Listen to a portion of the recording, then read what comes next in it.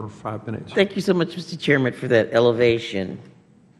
I just want to thank all of the witnesses for taking the time and being patient with us. And I can tell you that you guys almost, and Ms. Moyes almost answered my questions when other members were asking. And so I do want to apologize if things seem redundant. Let me start with you, Ms. Moyes. You talked about having a federal standard, a floor standard. And you talked about the FTC really providing that service at this point. I guess I want your opinion or knowledge about whether or not you think the FTC is currently staffed up and resourced up enough to continue this stewardship. How much more would it cost to do it? How many more employees do you anticipate, or is there a necessity to create a new agency? So I apologize because I don't have those numbers for you, although I could do some research and try to help you answer that question. I mean, I do think that the FTC is doing a pretty good job enforcing data security, specifically with the biggest cases. And at the state level, the states are active in this area as well, also enforcing sometimes their own data security standard and sometimes a standard that is that they're drawing from the authority of their general consumer protection acts, their mini FTC acts. But I think it's really important, though, to preserve the ability of what the states are doing, to preserve the ability of state AGs to continue to provide that important service, and to set our new standards at a level that will continue to preserve protections for pieces of information that would not be covered by the legislative proposals we've seen. For example, in your own state of Wisconsin, the breach notification standard would extend to DNA and biometric data that's not necessarily covered by what we have seen in some legislative proposals. I really would like to know how much this will cost. And keeping with that same theme, Mr. Mulvaney was sort of going down this road about who pays for the cost of a breach. And on October 1st, 2015, there's going to be a merchant liability shift. And so we're at Gwen Moore's custard stand here, and I have just gotten my little smartphone to be able to swipe my card. You know, how much is this going to cost me?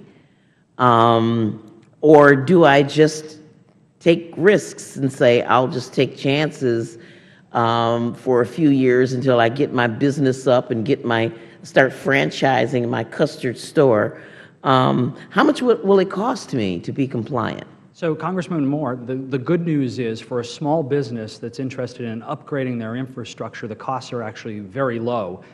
You can get a EMV chip device from Square for $30. Oh, okay. If you want to go that route, or you can get it from a payments processor for not much more. So the cost is actually very low for the merchant. And the good news is that October liability shift date that you're talking about, if the merchant makes that small investment in the upgrade to accept chip cards, and if the card issuer has issued chip cards, then the liability for a fraudulent transaction, a counterfeit card, actually rests with the issuer. So the merchant is exactly the same as they would be today. As long as they've made that investment in the infrastructure, they don't have liability for a counterfeit card transaction in that scenario. So it's good news for the merchant. That was the answer that was escaping me this entire hearing. I mean, how much is it going to cost Gwen's custard stand to be able to do it?